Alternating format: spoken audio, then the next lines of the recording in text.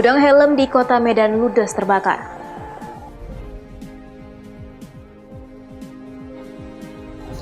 Polisi bentuk tim khusus ungkap kasus 3 anak hilang di Langkat. Penderita tumor payudara di Tanjung Balai butuh uluran tangan. Selamat malam pemirsa, selain cuplikan berita tadi kami juga akan menyajikan informasi menarik lainnya. Bersama saya Siti Isneri Nur pemirsa, inilah Sumut hari ini malam selengkapnya.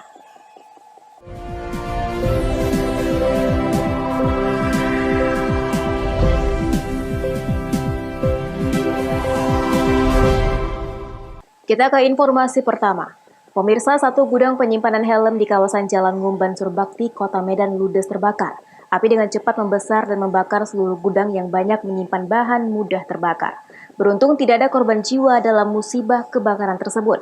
Namun kerugian ditaksir mencapai puluhan juta rupiah. Beginilah suasana kebakaran yang terjadi di gudang penyimpanan helm atau pelindung kepala di kawasan Jalan Ngumban Surbakti, Kota Medan, Sumatera Utara. Dengan cepat isi dan bangunan ludes dilahap si jago merah. Penyebab kebakaran diduga berasal dari sambungan arus pendek listrik di dalam gudang tersebut yang kemudian merambat ke seluruh bagian bangunan. Selain bangunan, uang sebesar 17 juta rupiah juga ikut hangus terbakar. Dalam kebakaran tersebut, sebanyak 5 unit mobil dinas kebakaran Pemko Medan berjibaku memadamkan api. Dalam waktu hampir 1 jam, petugas pemadam kebakaran akhirnya berhasil menjinakkan amukan si jago merah. Petugas sempat mengalami kesulitan memadamkan kobaran api karena banyaknya warga yang melihat peristiwa kebakaran tersebut. Tidak ada korban jiwa dalam peristiwa ini, namun kerugian mencapai puluhan juta rupiah.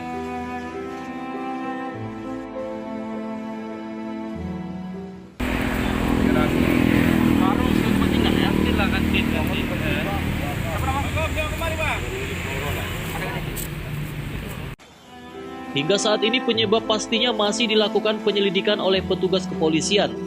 Area kebakaran juga dipasang garis polisi. Wahyu Pratama melaporkan untuk Evarina TV. Selain itu pemirsa, aksi penolakan terhadap pernyataan Presiden Prancis Emmanuel Macron yang dinilai mencoreng agama Islam di dunia terus berlanjut. Di Medan, Sumatera Utara, puluhan massa dari Aliansi Mahasiswa Islam Bersama Umat melaksanakan unjuk rasa di depan Masjid Raya Al-Mashun.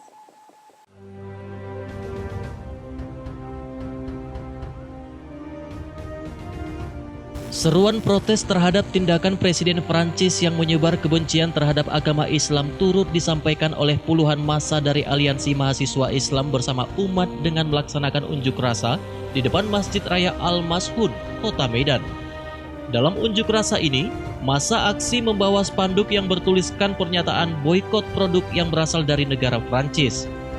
Koordinator aksi Andika Mirza menyatakan, aksi unjuk rasa ini sebagai bentuk pembelajaran kepada masyarakat bahwa telah terjadi penghinaan kepada Nabi di Perancis yang turut didukung pemerintah Perancis, yang mana umat Islam harus menyatakan perlawanan atas penghinaan tersebut.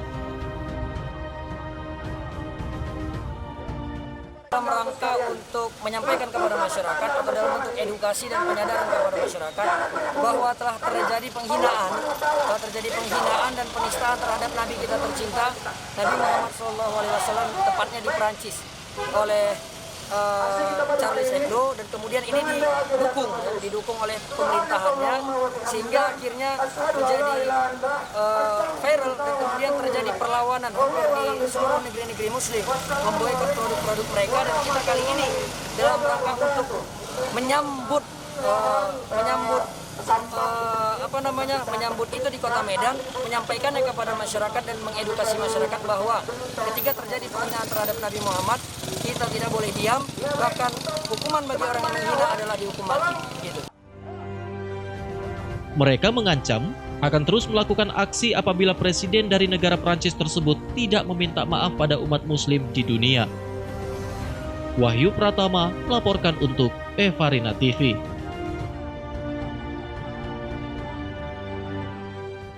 Pemirsa, sejumlah ibu-ibu di Medan melakukan aksi boikot produk Prancis dengan cara merusak produk buatan negara tersebut. Aksi itu sebagai bentuk protes terhadap pernyataan Presiden Prancis yang menyinggung umat Islam. Aksi protes ibu-ibu ini dilakukan di halaman depan Masjid Al-Yasamin di Jalan PWS Medan dengan cara merusak tas milik mereka yang diproduksi dari negara Prancis. Selain merusak tas, mereka juga membawa poster Presiden Prancis Emmanuel Macron dan ikut dirobek. Para ibu ini meminta masyarakat Indonesia, khususnya warga Medan, untuk ikut melakukan aksi boikot produk dari negara Prancis. Hal ini dilakukan pasca pernyataan Emmanuel Macron yang menyinggung umat Islam dan menghina Nabi Muhammad. Semua pun orang tahu hari ini bahwa sejak lama Rasulullah itu jadi sumber olok-olokan. Bahkan semasa dia hidup pun beliau sudah selalu diolok-olok. Pada waktu dulu memang kami nggak ikut, tapi di zaman ini kami mendengarnya.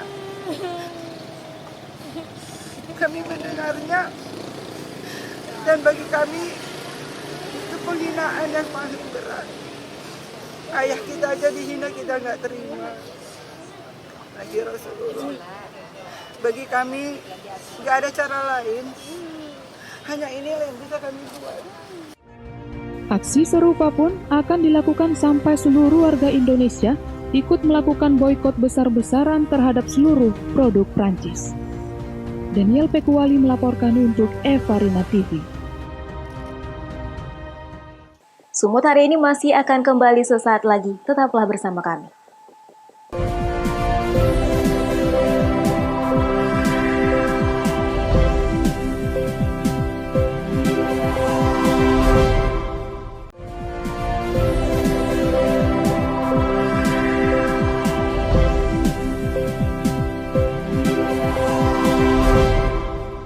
Terima kasih Anda masih bersama kami. Pemirsa, polisi membentuk tim khusus untuk mengungkap kasus hilangnya 3 anak di Desa Naman Jahe, Kecamatan Salapian, Kabupaten Langkat, Sumatera Utara.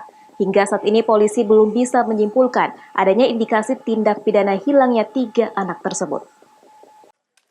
Hari ke-16, 3 anak yang hilang misterius di Desa Naman Jahe, Kecamatan Salapian, Kabupaten Langkat, Sumatera Utara. Polisi dan warga hingga kini terus berupaya melakukan pencarian di lokasi yang diduga hilangnya ketiga anak tersebut. Selain itu, pencarian dilakukan dengan menurunkan alat berat di beberapa timbunan tanah yang diduga ketiga anak tersebut tertimbun. Polisi juga membentuk tim khusus untuk mengungkap hilangnya 3 anak tersebut. Tim yang berasal dari personil Polres Langkat dan Polsek Salapian ini terdiri dari personil khusus bagian penyelidikan. Tim tersebut telah meminta keterangan dari 9 orang saksi. Hingga saat ini, pihak polisi belum bisa menyimpulkan adanya indikasi tindak pidana hilangnya 3 anak tersebut. Kasat Reskrim Polres Langkat Ibtu Muhammad Said Hussein menyatakan, penyelidikan masih terus berlangsung. Kemungkinan adanya tindak pidana masih terus didalami. Bukan pertama kami sudah cek dengan olah TKP, kemudian kami sudah melakukan pemeriksaan saksi-saksi di TKP, kemudian terkait pencarian ketiga anak hilang ini kami sudah bekerja sama dengan TNI dan Polri. Kemudian kami sudah juga kerjasama dengan Basarnas. Kami juga sudah menurunkan ekskavator untuk menggali terkait dugaan tempat-tempat yang dicurigai. Kemudian kami juga sudah kerjasama sama anjing pelacak K9 dari Dit Samapta Polda Sumut. Demikian. Wahyu Pratama melaporkan untuk Evarina TV. Kita ke informasi lainnya pemirsa. Benteng Muda Indonesia atau BMI Simalungun semakin solid dan masif menggelar musyawarah dan konsolidasi.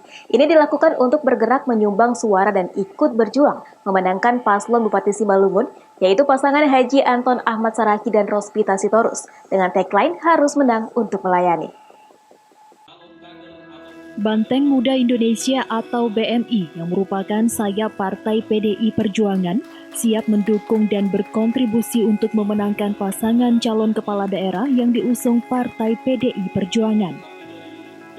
Seperti di Kabupaten Simalungun, Sumatera Utara, BMI Simalungun semakin solid dan masif menggelar musyawarah dan konsolidasi, salah satunya menggelar musyawarah anak cabang di Nagori Sitalasari, Rumah Ketua PAC, Kecamatan Siantar Agripa Bentetra Purba, pada Sabtu sore 31 Oktober 2020. Kegiatan ini akan terus berlangsung sampai di 32 kecamatan se-Kabupaten Simalungun. Kegiatan ini dihadiri Ketua DPC PDI Perjuangan Samrin Girsang, Ketua DPC BMI Simalungun Apel Manalu, beserta perwakilan kader Partai PDI Perjuangan dan kader BMI di Kecamatan Siantar. Ketua DPC PDI Perjuangan Samrin Girsang mengatakan, melalui musyawarah ini diharapkan BMI, mulai dari tingkat Dewan Pimpinan Cabang di Kabupaten, pengurus anak cabang di tingkat kecamatan, dan tingkat ranting di nagori atau kelurahan, agar solid bergerak menyumbang suara dan ikut berjuang memenangkan pasangan calon Bupati Simalungun di Pilkada 2020, yaitu Haji Anton Ahmad Saragih dan Rospita Sitorus dengan tagline harus menang untuk melayani. Harapan kita Banteng Muda Indonesia ikut juga memenangkan pasangan harus Haji Anton Rospita Sitorus. Targetnya Banteng Muda Indonesia bisa menyumbang suara ikut berjuang untuk memenangkan pasangan calon Haji Anton dan Rospita Sitorus. Dosi Simarmata melaporkan untuk Eva Rina TV. Pemirsa, Bupati Batubara melakukan gotong royong bersama kader Partai PDI Perjuangan dan masyarakat, memanfaatkan ruas badan pinggir jalan lintas Sumatera, Kabupaten Batubara, untuk dijadikan terobosan bercocok tanam yang nantinya dapat menunjang pemulihan ekonomi nasional.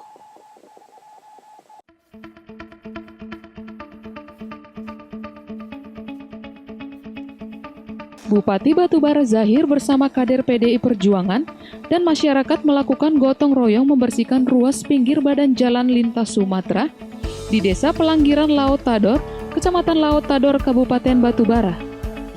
Dalam gotong royong tersebut, Bupati membersihkan dengan menyemprot semak rerumputan di pinggir badan jalan lintas Sumatera secara langsung yang nantinya akan dimanfaatkan lahan bercocok tanam masyarakat sekitar. Bupati Batubara Zahir mengatakan, dalam mengantisipasi dampak COVID-19, pemulihan ekonomi nasional pemerintah daerah harus melakukan aksi yang positif. Dengan melakukan terobosan memanfaatkan ruas pinggir jalan untuk menanam tanaman pendamping beras, seperti sayuran, rempah-rempah, yang dapat menambah pendapatan masyarakat yang ada di sekitar. Sehingga dampak COVID ini bisa menghasilkan kegiatan yang positif untuk menunjang pemulihan ekonomi nasional itu.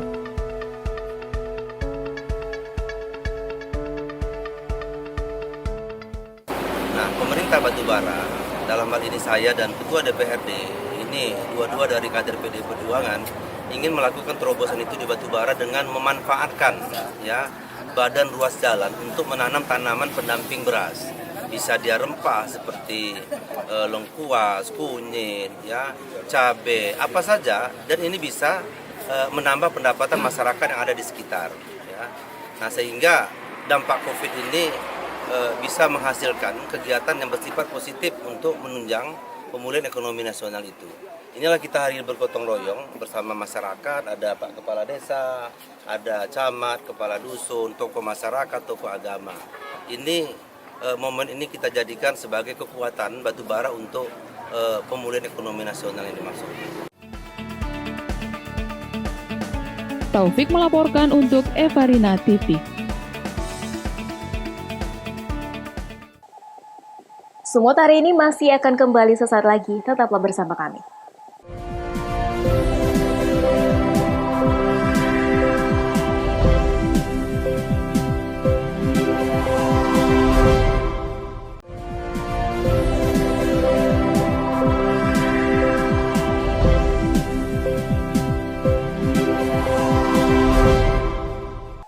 Terima kasih masih bersama kami.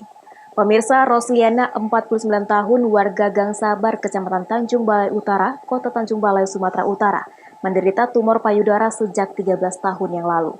Saat ini dirinya sangat membutuhkan uluran tangan dermawan untuk mengobati penyakit yang dideritanya. Inilah kediaman Rosliana, warga Gang Sabar, Kecamatan Tanjung Balai Utara, Kota Tanjung Balai. Dirinya terpaksa terbaring karena ketiadaan biaya untuk berobat ke rumah sakit di Medan. Sebelumnya, keluarga Rosliana pernah mengobati penyakit yang dideritanya di berbagai rumah sakit dan pengobatan alternatif lain. Namun, karena faktor biaya, Rosliana terpaksa dirawat di rumah. Dalam 3 tahun belakangan ini kan dikasih tahu ibu Kami mencoba perobatan segala macam jalan. Ya sampai saat ini ya belum dikatakan sembuh lah.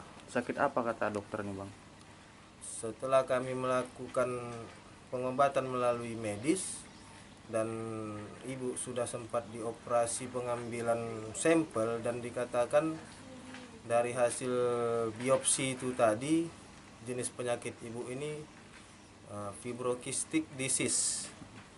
Itu sejenis tumor di payudara dan akan diangkat payudara ibu keseluruhan yang untuk sebelah kiri yang dialami ibu. Pihak keluarga berharap kepada para dermawan dan pemerintah agar dapat membantu kesembuhan atas penyakit yang diderita Rosliana selama 13 tahun tersebut.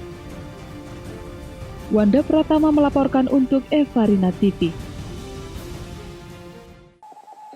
Pemirsa, bagi banyak sektor usaha pandemi COVID-19 memang memukul. Namun hal itu tidak berlaku bagi Yusuf Afandi, perajin asal Kota Malang, Jawa Timur.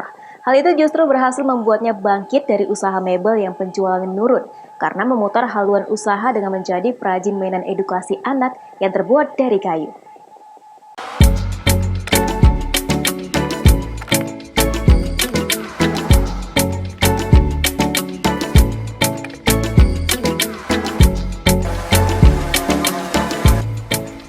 Di era digital saat ini, sebagian orang telah melupakan bahwa anak-anak memerlukan permainan sensori yang mampu mendorong atau mengaktifkan satu atau lebih panca indera mereka, sehingga dapat melatih konsentrasi serta kemampuan berpikir, serta merangsang stimulus motorik halus dan motorik kasar anak yang semuanya berguna sebagai bekal untuk persiapan masuk sekolah. Untuk itu, Yusuf Afandi membuat aneka mainan anak berbahan kayu tanpa menggunakan bahan berbahaya, seperti cat atau bahan kimia lainnya. Belum lama memang, baru sejak bulan April tahun ini. Sejak omset usaha pembuatan mebelnya di Jalan Jaksa Agung Suprapto, Kota Malang, Jawa Timur menurun akibat wabah COVID-19. Sehingga pembuatan aneka produk seperti lemari dan meja makan yang telah ditekuninya sejak tahun 2016 lalu, kemudian beralih ke produksi mainan anak edukatif yang terbuat dari kayu. Selain juga beberapa kerajinan berbahan kayu, seperti tempat flash disk, tempat korek, dan kotak rokok, dan hiasan dinding. Yang selain dipasarkan secara daring, juga karena memiliki 3 rekanan sebagai distributor di Jakarta.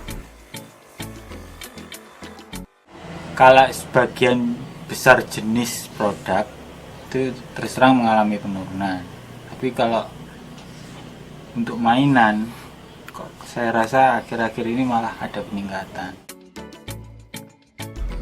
Kepala Dinas Koperasi, Perindustrian dan Perdagangan Kota Malang, Wahyu Setianto mendukung langkah Yusuf, mengingat tidak banyak pelaku usaha yang mampu bertahan dan memiliki optimisme tinggi ketika terimbas pandemi. Sikapnya yang pantang menyerah patut diapresiasi dan bisa memotivasi kalangan usaha. Kami akan mendukung, termasuk nanti kalau mungkin dia sudah ekspor, rencana mau ekspor, kalau memang ada rencana untuk pengurusan administrasi akan kita bantu. Kini pria berusia 32 tahun itu setiap bulannya mampu memiliki omset antara 25 hingga 28 juta rupiah. Sehingga di tengah pandemi yang memukul banyak sektor usahanya, Yusuf masih bisa bertahan hidup dan mampu membayar gaji 2 orang pekerjanya. Dari Kota Malang, Jawa Timur, Syaiful Afandi, Kantor Berita Antara, mewartakan.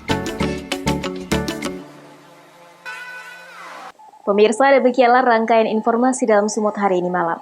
Saya Siti Isnenir mewakili kerabat kerja yang bertugas pamit undur diri. Terima kasih atas kebersamaan Anda dan sampai jumpa.